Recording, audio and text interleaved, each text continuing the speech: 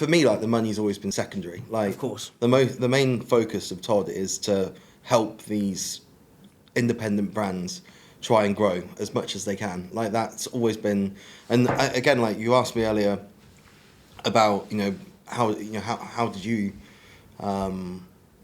you like have the motivation to carry on doing this when you're working a full-time job, and like when you get a message from this family who is on their arse and like their food's so good but that no one's going there, and you transform their business overnight, that's what gets you up in the morning. I remember. Yes. So I remember there was a taco place in Bishop Stortford.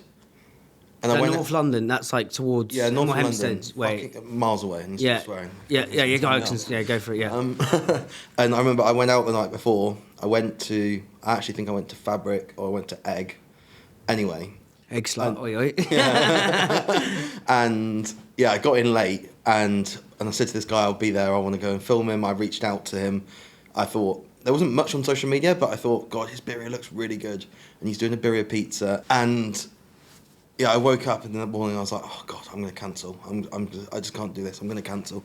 And I found the courage to go there, and I got there, and it's just one guy. He used to be a scaffolder. He set this business up. He got there, and he's like, "Mate, I've got £50 in my bank account. Like, if you didn't come today, I'll be shutting tomorrow." Wow. So I was like, they best be fucking good then. No, I'm joking.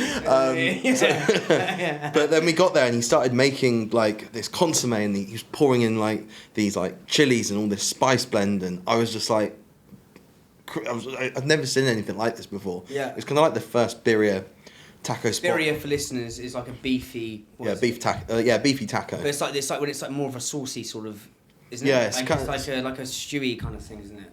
Well, birria beef is like I don't know what kind of beef they use, but anyway, they break down the beef. Then you have this like, it's almost like a gravy kind of Mexican gravy. Yeah. That's which they infuse within the beef, and then it's served with like a blanket of cheese.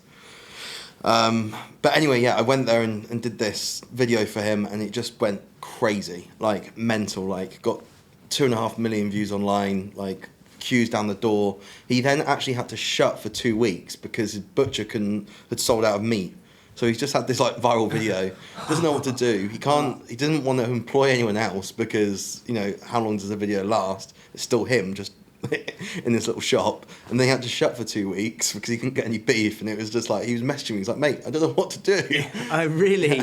That must be so fulfilling though, knowing that you can like help change someone's business overnight. What are some other places that you've kind of pulled from the ether of doom and like? I think that's the big one where he was actually going to shut the next day.